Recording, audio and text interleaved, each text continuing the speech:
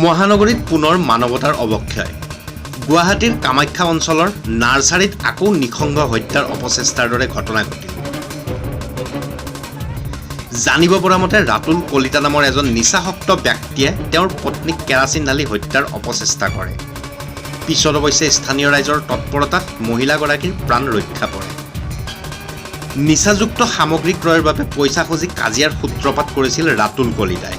ইয়াৰ পূৰ্বেও বহুবাৰ বেয়া ধৰণে পত্নীক আক্ৰমণ কৰিছিল স্বামী ৰাতুল কলিতাই। শ্ৰী কলিতাই ড্ৰাগছৰ বাবে অঞ্চলটোত বিশৃংখল পৰিৱেশ সৃষ্টি কৰি অহাৰ অভিযোগ কৰিছে ৰাইজে। ঘৰৰ ভিতৰত টিভি চাই আছো অলপমান আগত দেখিছোঁ ঘনীয়াকে বাহিৰত ভাত খাই আছে, গিৰিয়াকে ঘনীয়াকে বাচ্চাকেইটাই ভাত খাই আছে আৰু আমাৰ লগত ইমান মাতবোল নাই দেই।